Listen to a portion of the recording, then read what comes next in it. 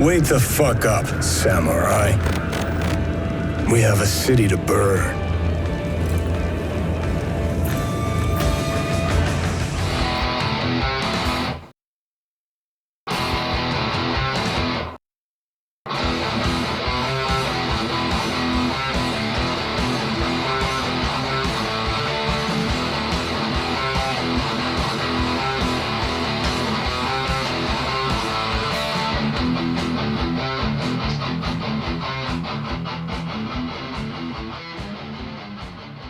Everybody, welcome back to Virtual Tavern, a podcast where we talk about all things sci-fi and fantasy and occasionally make sexual sounds right before I hit fucking record, Hunter. We are back, and sorry. It's a shame.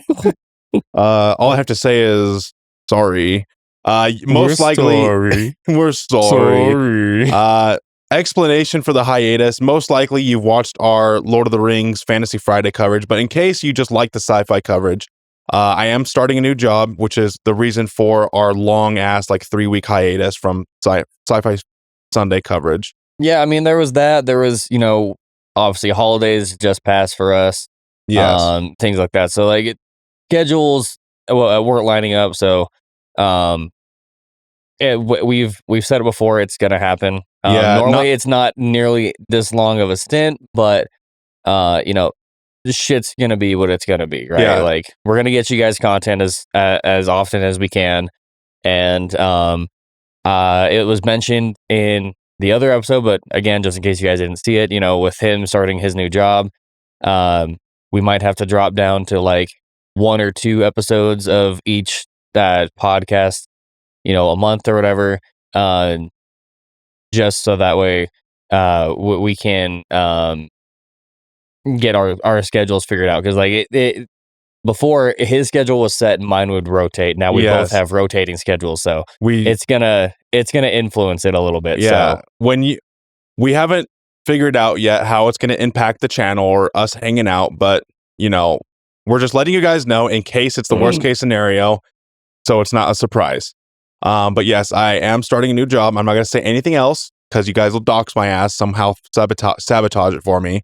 But yes, starting a new job, lots of things changing, lots of gears moving. So I apologize for the 3-week hiatus or however long it was for Sci-Fi Sunday. But hey, we're back. We're better than ever. And we're ready to get back into our Sci-Fi Sunday, Cyberpunk 2077, the game coverage. Shaka, bruh. We already mentioned it last episode on Fantasy Friday. We did get an email, so thank you, Kevin. Thank you. I struggled with the name for a second. Thank you, Kevin, for the email. And if you would like, you can always send us an email. Our email is contactvirtualtavern@gmail.com. So before we get into our content coverage, everything that happened last episode was the heist, and now this episode is going to be going over the direct aftermath of the heist. Yeah. So the interlude and so the way we're going to do it this episode is we're going to cover the interlude, which is a 10 to 15 minute segment where you go back and play as Johnny Silverhand.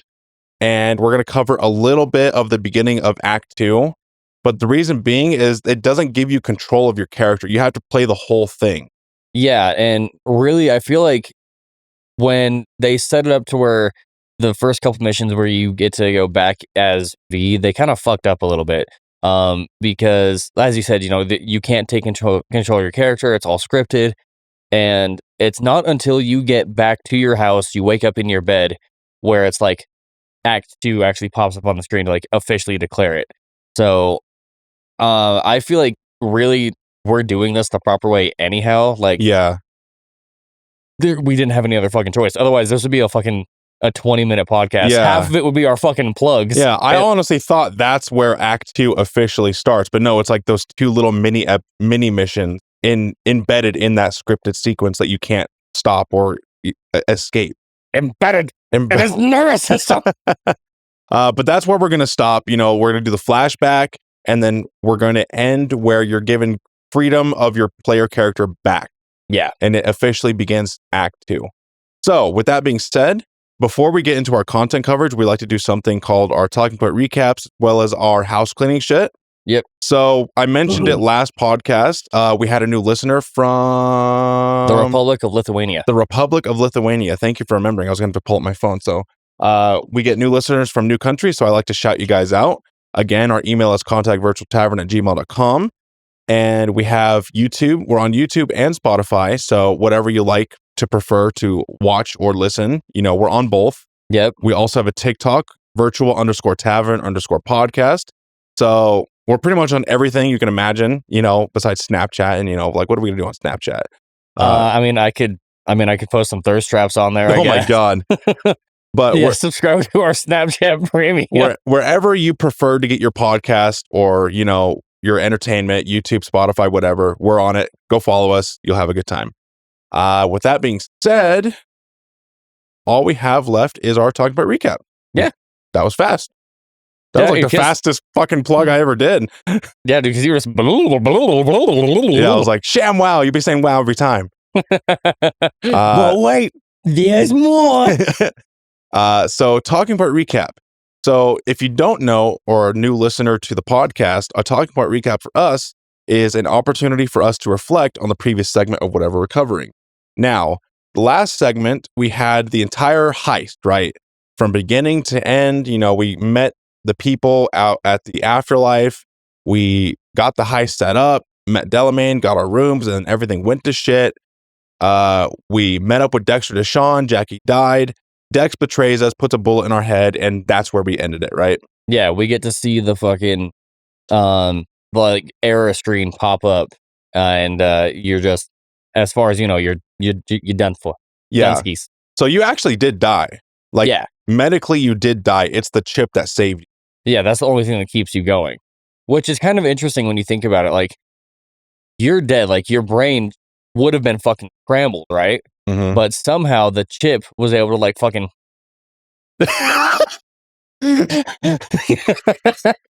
I wonder. They might have touched on it. I think there's nano machines that are built into it that probably started doing nano machines, son. Sorry, a little Metal Gear reference for you. They probably started repairing the damage and stuff, which is why it kind of took you a little bit to get rebooted, because it was finally oh fuck, this is happening. It's real. Oh my God, take my picture. The hammer. It's real. But Hunter, my talking point recap for you is, if there was one thing you could change or make better about the heist mission, what would it be? Shit. Because I think it's a really good mission, but I think there is room for improvement.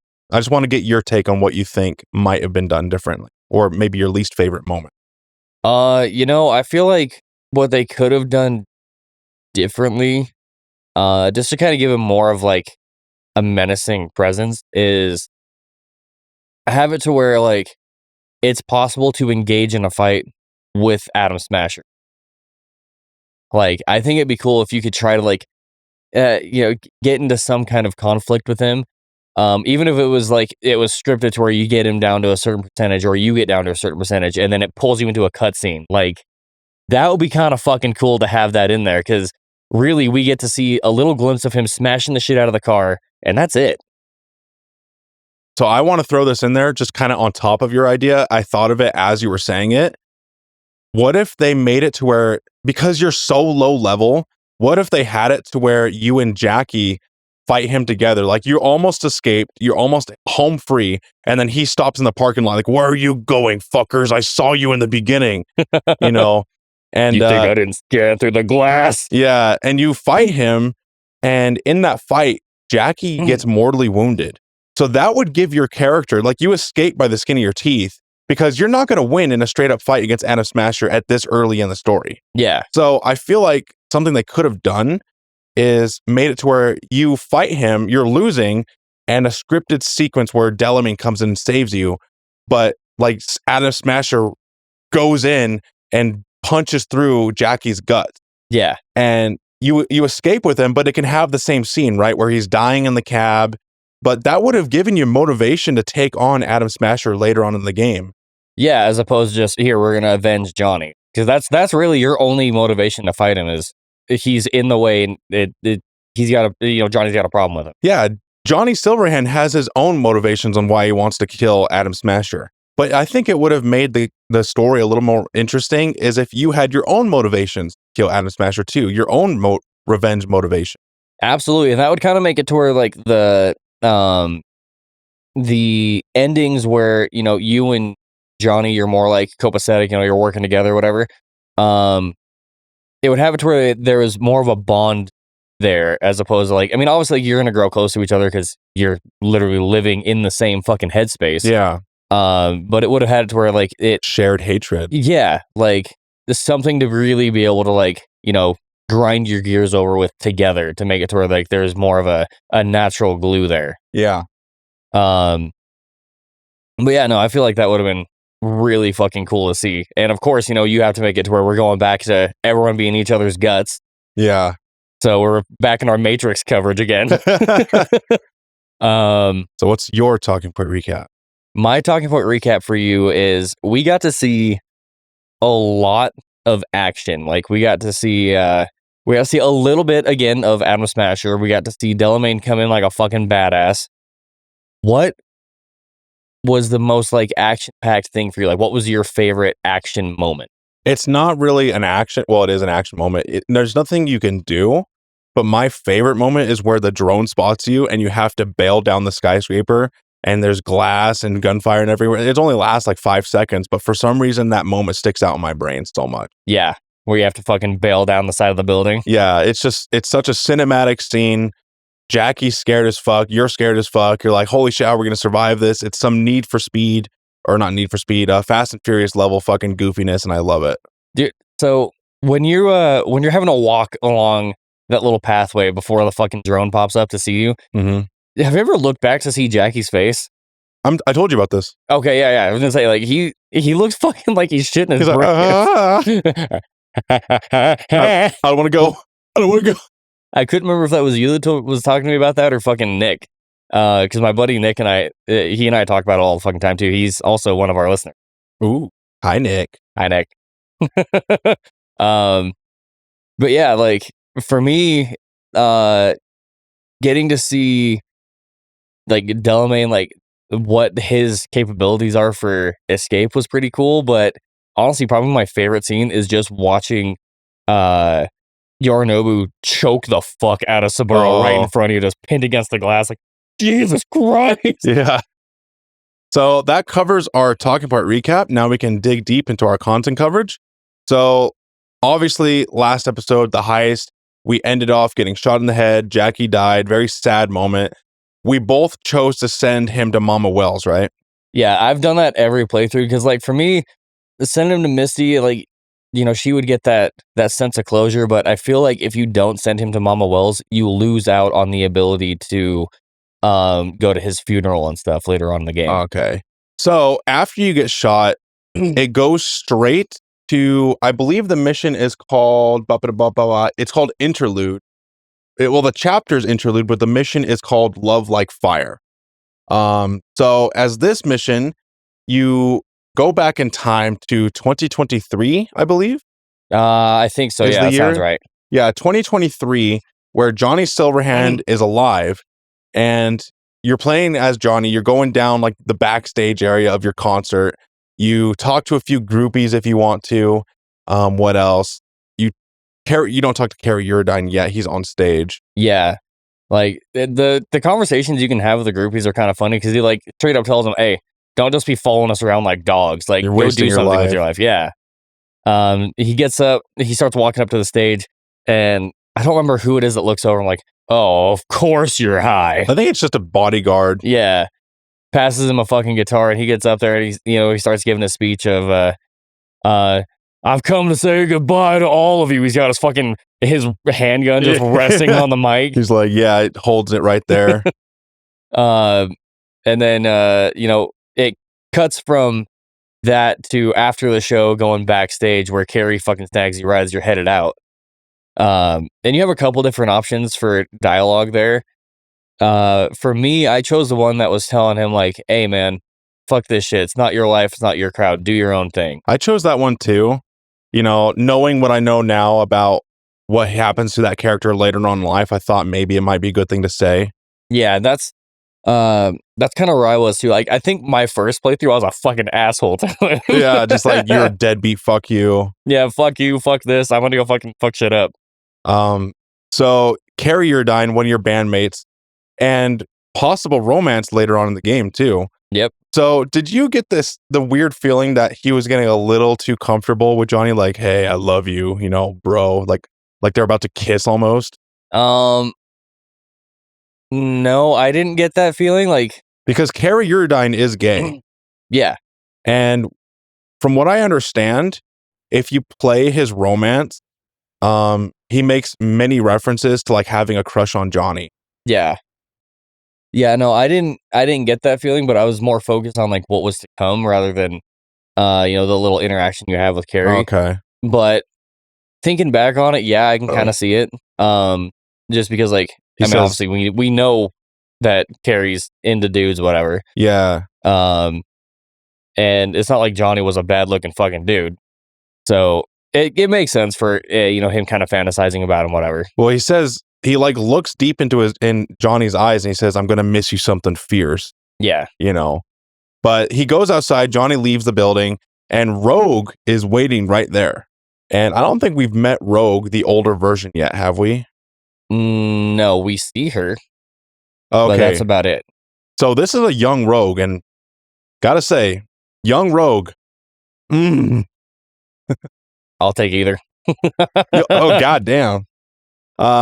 So Rogue is waiting there with a chopper, and on that chopper is, I think, someone called Thompson. He's the gunner, and Spider Murphy, and I forget who the chopper pilot is. I don't remember if he ever gets named. Yeah, I think he does in the subtitles, but not like evidently or like they don't like directly talk to him. Yeah. So you hop in the chopper. It's you, Rogue, and a few other people. Your mission is to go to Arasaka, and you have a nuclear fucking warhead. Yeah. You don't know why anything is happening. You're just like, all right, I'm here along for the ride. Let's go. Yep. And you go to the top of the and I gotta say, I understand technical limitations and everything, but 2023 Night City looks exactly the same as 2077 Night City.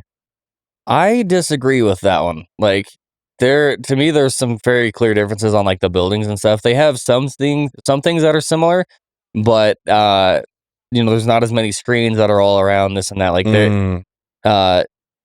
it has a similar design to it, but I don't think they look identical. Okay, so Johnny's mission is he's just anti-corporate, anti-establishment. He wants to take down, the evil corporations that are running the world.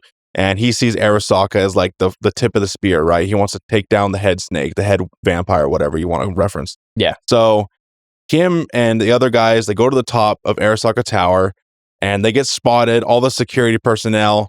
Thompson, the gunner, starts firing. And I love this, man. It's so fucking stupid. Thompson's firing and nobody's dying. Yeah.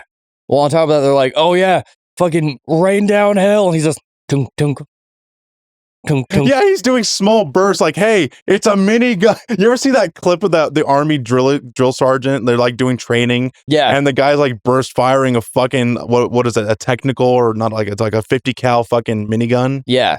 And they're like, hey, it's a machine gun. Hold it down. And he's like, okay. It's a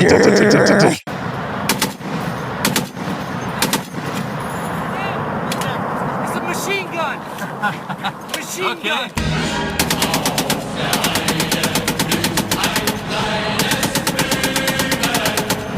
Like, he channels his ancient German ancestors, Oh, fit I've inside. But yeah, he burst fires it and then he gets shot. He doesn't die. I think he lives, but Johnny takes over and then it's like, oh, motherfucker, time to play. Oh, yeah, dude. Like, I always talk shit because, like, you see him just doing these little, like, 1 to 2 shot fucking bursts. And as soon as I take it over, it's like, hey, this is how you fucking use it. AC-130 above. But it's all a scripted sequence, right? And I don't think you can actually die during any of this, can you? No. Because I tested my luck. I got really low health a few times. And I'm like, why am I not dying? Yeah. So you go down and there's a locked door after you kill everybody. And Spider Murphy, who is your net runner on this mission, right? Yeah. They handle all the hacks and everything. And this makes me wonder, Hunter, is Spider Murphy and Thompson and the Chopper Gunner, are they part of the tabletop game? I don't know. I'd have to look into that. Because I feel like they wouldn't just make these characters for one mission and then throw them away. They got to be like important to the lore somehow, right? Probably, yeah. Like when we're done recording, I'll look it up and we can address it on the next episode. Okay, because I know the tabletop game makes references to a lot of old Legends of Night City. Yeah. So you're playing. I'll at least look up Spider Murphy right now. Okay. You continue on. I'll just keep bullshitting. So you unlock the door. Spider Murphy unlocks it for you, and the elevator is right there, right? You drop the nuke in the elevator, you lower it down, and then you shoot the cables. That way, the nuke goes all the way to the bottom floor, right? Yeah. And it'll fucking explode. It's like exploding something inside of something that you've drilled. That way, the explosion's greater. You know, it's a nuke, though. I don't see why you need to like drop it down. Yeah, you could plant that bitch on the fucking roof and it'll destroy the whole thing. But whatever. Well, I mean, if it's a warhead, it needs that impact. Oh. But so it's to fucking just drop it down there. But doesn't he also have a timer set on it? Yeah, it's 4 minutes. Like, Rogue gives him 4 minutes.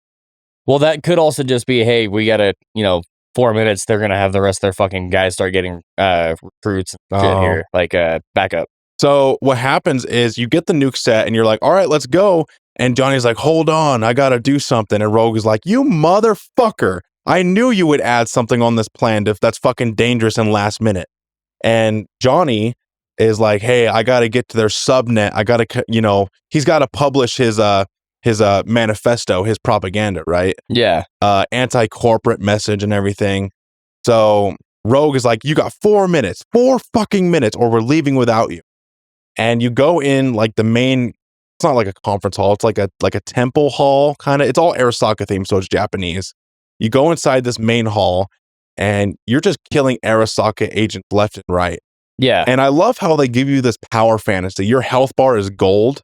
And your health is like fucking 400 HP. Oh, yeah, dude. It's fucking super high up there. And your handgun just decimates anybody that it touches. It's an instant kill. Yeah. Anything. And I kind of like that you're so overpowered because it kind of fits the legend and the mystique of being a legend in Night City, right? Yeah. These Herculean, people that are elevated to such a mystical level. They're like gods amongst men, right? That's what the stories around them are. The legends around them are. Like the legend of Johnny Silverhand, the guy that wielded a fucking flamethrower magnum that could one-tap anybody. Even though it might not be a reality, it's cool living that fantasized version of it, that exaggerated version of it, where he's just so blatantly overpowered. Yeah.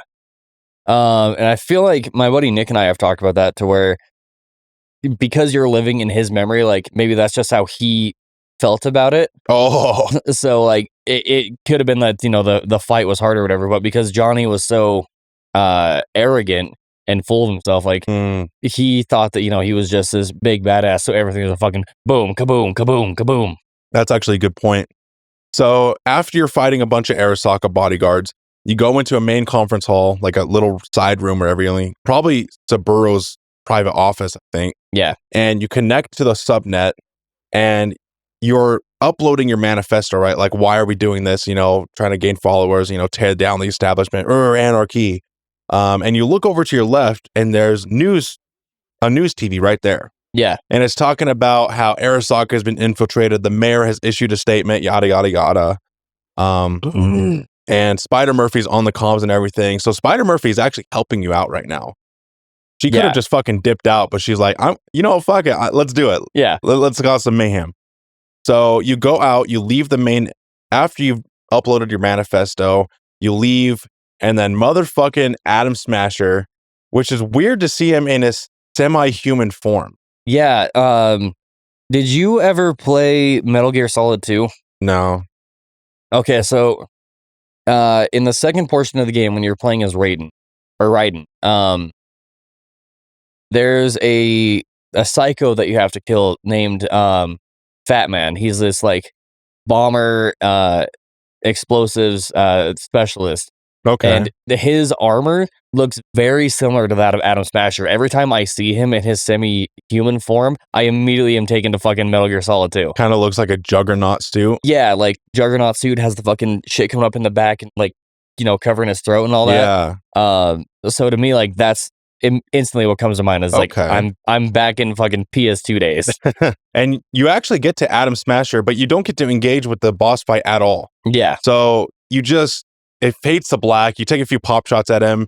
And I wonder if it's like the developers didn't have time to like program a boss fight battle or anything, like, or if they just didn't have the time, or if they didn't want to show it now. Yeah, I think maybe what they were trying to do is make it to where the fight with him would be more impactful later because, we get to see a little bit of him, but they want to like really hold on to that for endgame type shit. Plus, how do you make a boss battle interesting when you're so overpowered right now? Yeah, exactly. And plus, he's supposed to be fucking dead. So how are you supposed to show that if you manage to take on one of the biggest badasses that are still talked about in Night City? Yeah. So it cuts to black and everything, and then you go back to just killing Arasaka agents. And I think you get to the roof, and Rogue is still there with the chopper, right? And she reaches for you. You're grabbing her hand, and then I think Atom Smasher starts taking a few pop shots at you. Yeah. And she loses grip, and you fall down, and Atom Smasher lunges over your body. Told you I'd end you someday, Johnny boy. Pulls out a fucking wrist rocket, blows off your arm, and I think that's where it fades to black. Yeah.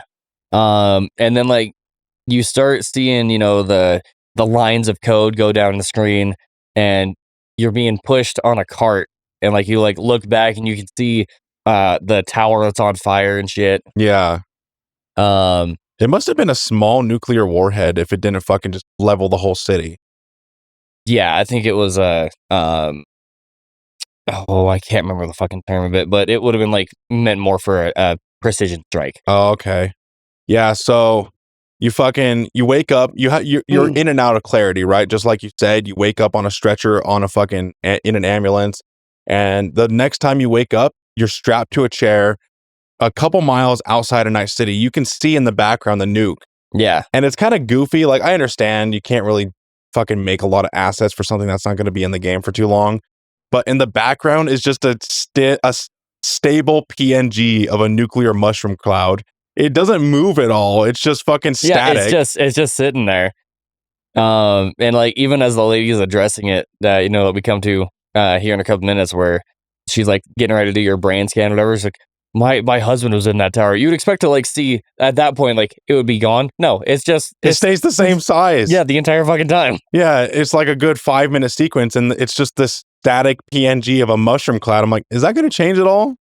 It would at least died out by now. Yeah, right. Fuck. But I always get them mixed up. So Burrow, the dad comes in looking really good because it's like fucking 50 years younger than we've seen him before. He's still got his hair. So Burrow comes in and he's like, why did you do this and everything? To topple the evil regime, you fucking fascist. Johnny's just telling him to eat his own ass. And so Burrow's like, okay, proceed with the surgery. Yeah. And that's when Johnny loses consciousness. All the drills go in and he gets turned into an engram, as we now know.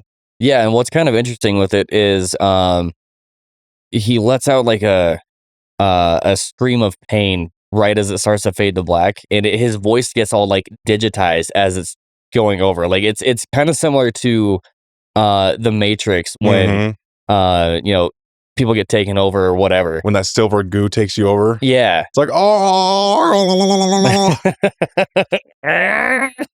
But the next scene is, I believe you wake up in the landfill, right? Yeah. So the next scene is the chip has now helped you survive, right? And now you regain consciousness and you're able to like crawl your way through the muck. The Silverhand program is now fully activated. Is that a fucking Alice reference? Yeah. Project Silverhand. You're all going to die down. Jesus. Yeah, that would have been when Alice and Nemesis go to fight each other for the first time, and the dude's like, okay, this is the moment we've been waiting for. It's The fucking Nemesis program is now fully activated. it's Silverhand versus Adam Smasher. But you wake up in the landfill, you're crawling through the muck, and eventually you lose consciousness again a little bit. And Dexter Deshawn and Goru are there. Goru Takamura. Fuck, I can't forget. Takamura, thank you. Goru is there as well. Goru, being the very dedicated and loyal Arasaka bodyguard that he is, he's taking his job way too serious. And he's trying to find the real killer of Saburo. Yeah. He knows that the son is full of shit, but he's the next in line family member of Arasaka. He can't go against him at all. Yeah. Like, he has to follow orders. So, you know, he's trying to find some way to correct this issue, whatever, like, you know, make sense of it. Yeah. So you start fucking crawling your way out of this giant fucking pile, and here come Goro and Dex. And Dex, he's very, very fucking winded. Like, see, I told you, man, that's where he's at. Now, maybe we can talk this through. Nope.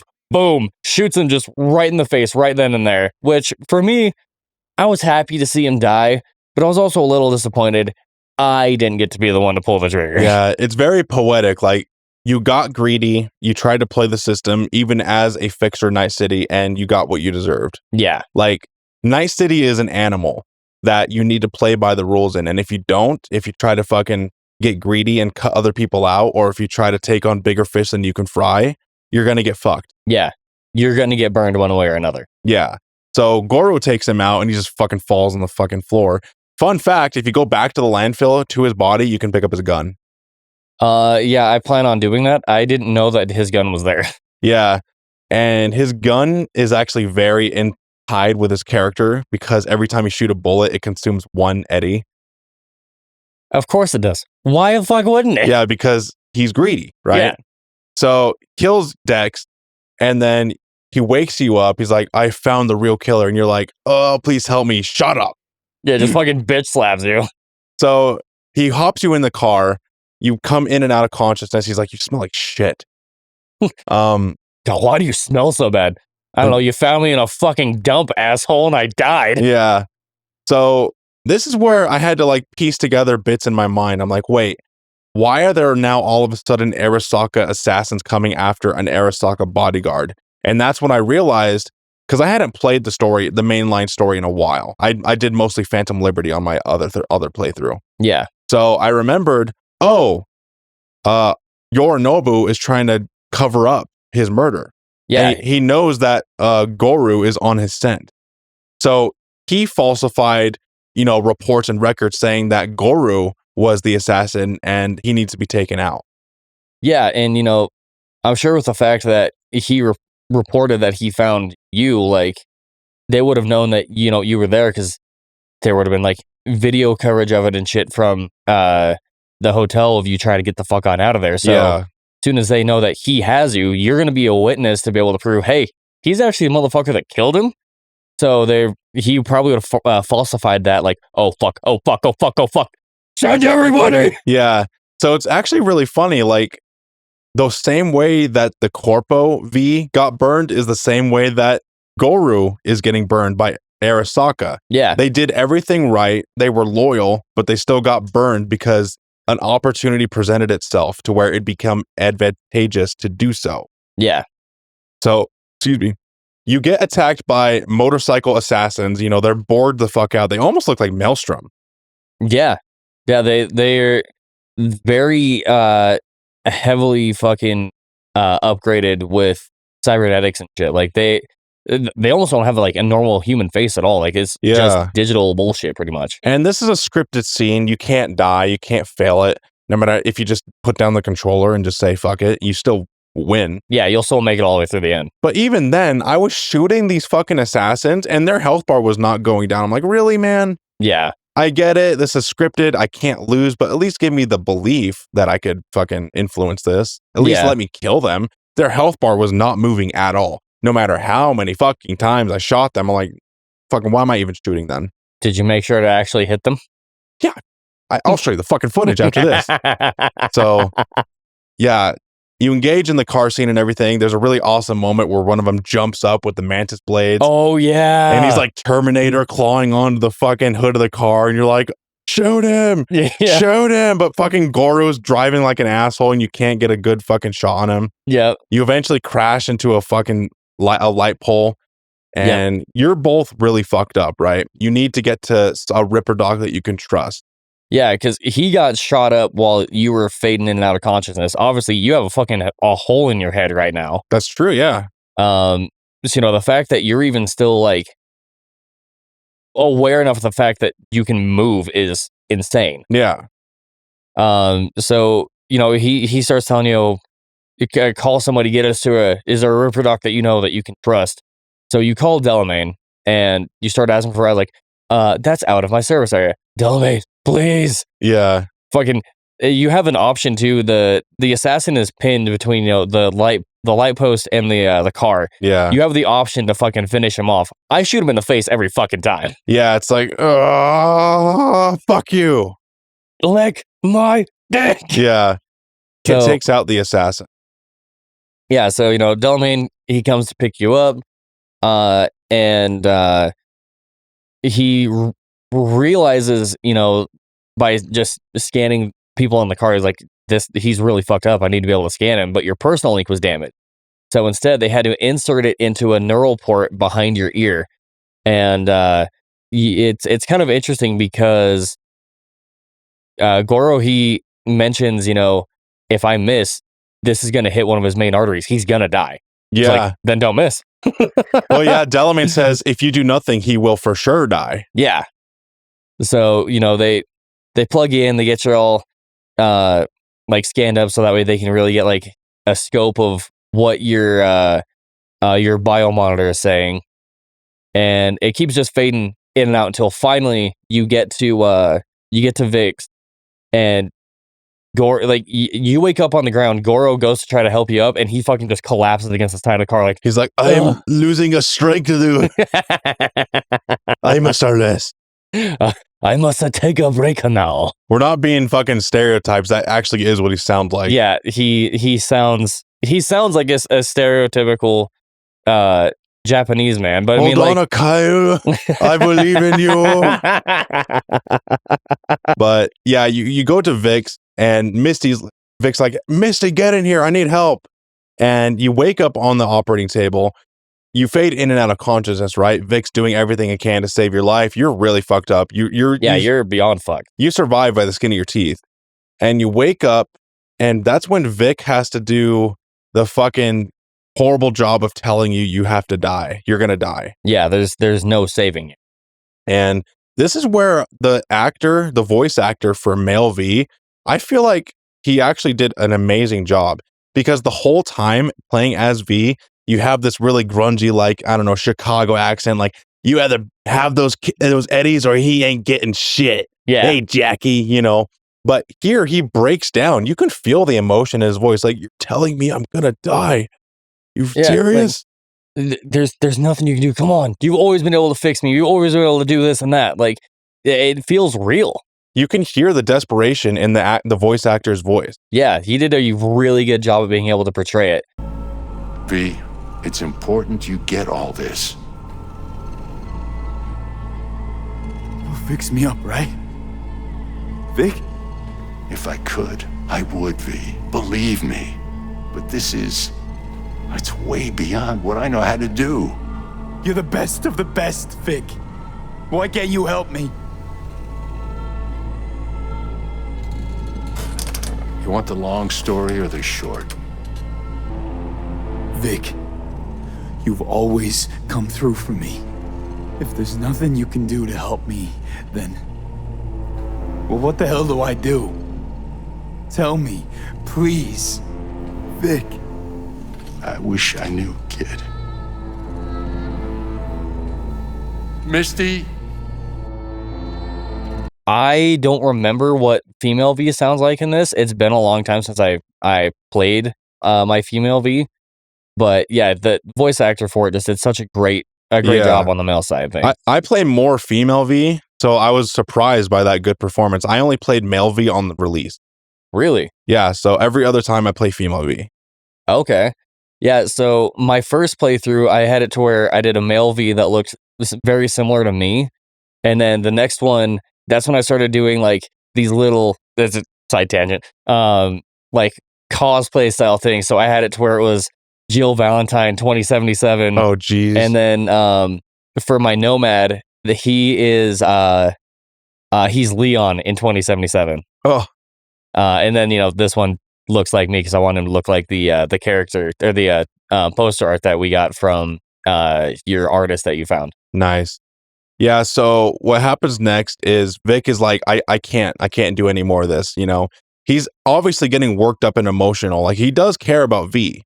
So he's told him like, you have this amount of time to live, and V is just constantly hammering him, please, Vic, there's got to be something you can do. And Vic is like, I'm sorry, kid, I gotta go. And he's like fighting back tears and shit, and Misty comes in. You expect too much from an old ripper doc like Vic. Yeah. He's not a miracle worker. You're asking too much from an old-timer like Vic. Come on, V. Let's get you home. There's only so much the guy's going to be able to do for you. And in this particular instance, like there's no coming back from it. Yeah. So Misty, and I love Misty, she's a good character. She's a good, like, moral compass, well, not really like a moral compass. She's like a guide, like a spiritual guide. Yeah. She's not good or evil. You know what? I think she's an analogy for death. I mean, that kind of makes sense. Especially because she's, kind of more dark and brooding. Well, if you think about it, she's the one that gives you the choices in That's both true. scenarios. Here in the beginning of the game, where you're presented the information, and at the end, where you're at your lowest and you're about to die, she also gives you the choices, right? Like the gun. Like, she's the one that gives you the gun.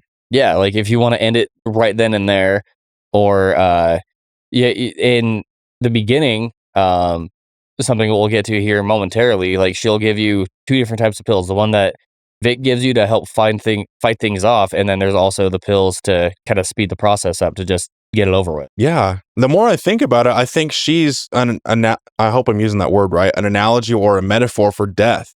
Like, she's your guide along this whole journey. She reads the tarot cards, constantly, like, prophecy and everything, kind of like the ghost of Christmas past or whatever the fuck you want to say. But I get that impression from her character is like she's like a guide. She's guiding you to a peaceful death, whatever choice you make. But anyway, she takes you in the wheelchair, takes you home. That's when she gives you the pills, the pseudoendotriazine and the immunoblockers. I can't remember what the immunoblockers are called. Immunosuppressants? Yeah. Something like that. And we talked about this when I first played through it. Yeah. At least, played through for the footage for this.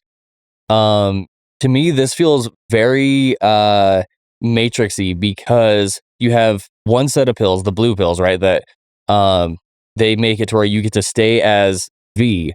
So that's kind of like the blue pill where you stay in the Matrix, or you have the red/orangey ones that have it to where you give up and it allows you to transform or transcend into, the next stage, which would have been like getting pulled out of the Matrix. Yeah. So that's very good, reading between the lines and seeing, connections and, analogy, in the subtext of the game. So yeah, you like Misty, I gotta take a nap. You doze off, and during the middle of the night, Johnny Silverhand's contract wakes up. He's like, "Who the fuck are you? You got to smoke. Where you keep yours?" Yeah, and he's constantly banging his head against a wall, and he wakes you up. You're like, "Who the fuck are you? Are you a ghost or something?" He just tells you to eat a dick. Yeah. And you go to try to go to the main door and escape. He's like, "Where the fuck are you going?" Yeah, just bitch slaps that shit out of you. And you get knocked down onto the ground and he's fucking, standing over, "Who the fuck are you? Who do you work for? Start talking." And that's when you notice V's hands up too, and they start moving as Johnny's moves, his moves too, like, "Oh fuck.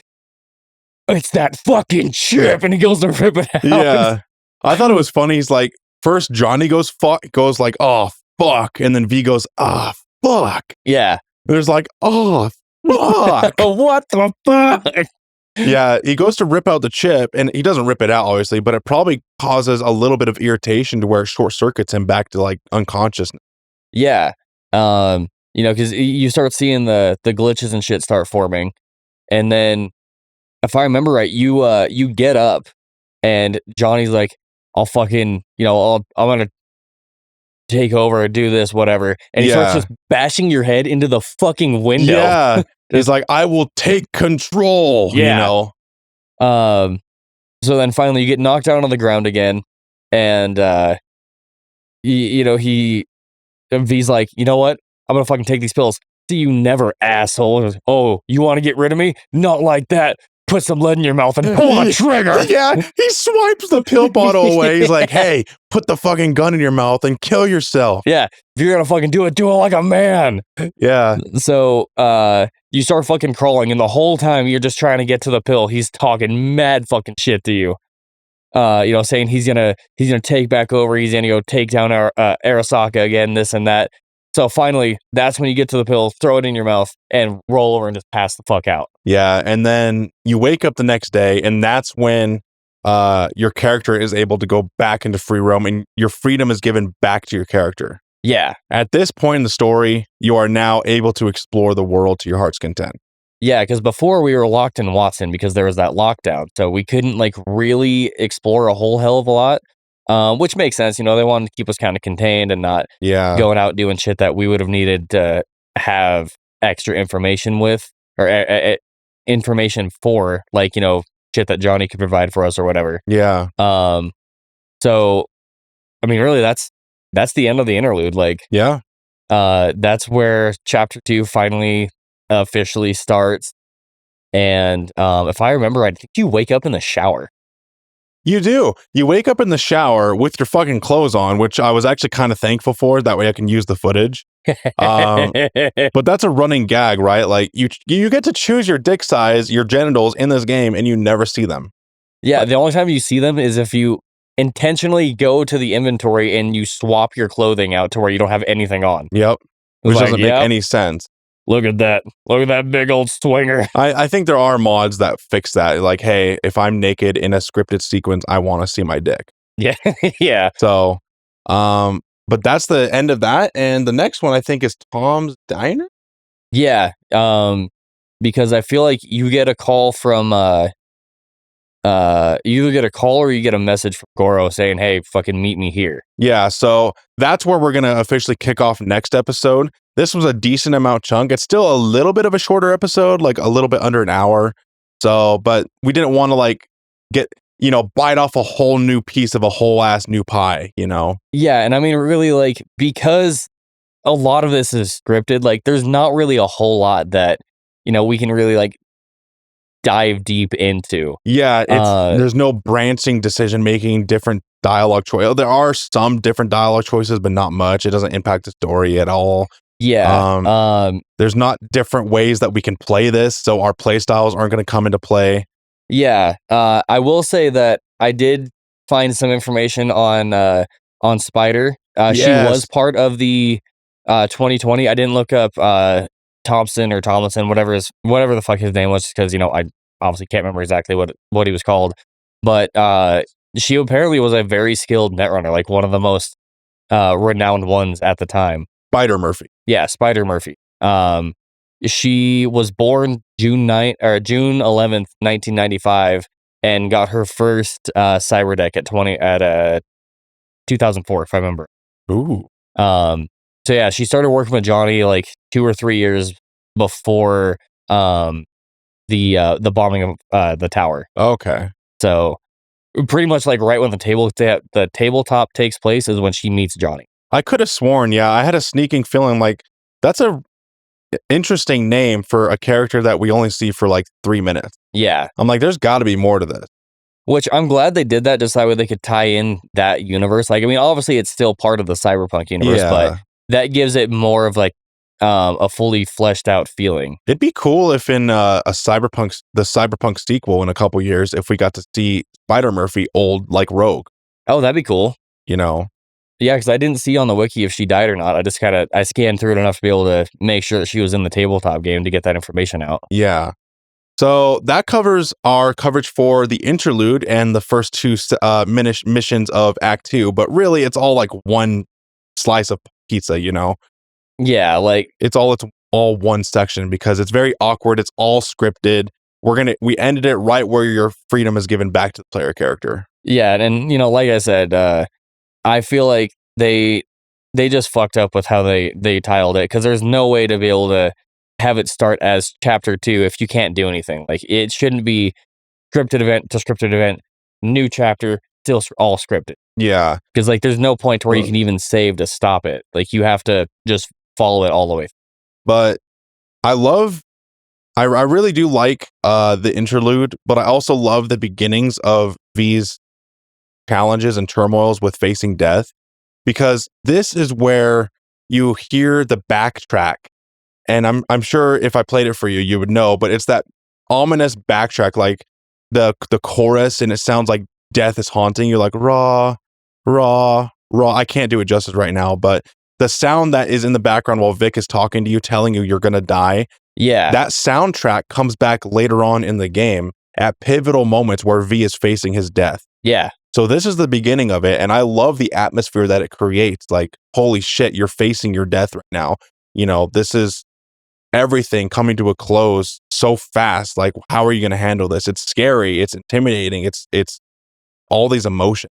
Yeah. So they did a really good job with how they were able to bring that about, so that way it didn't feel like it was being rushed or anything like that. And like the fact that it's a recurring theme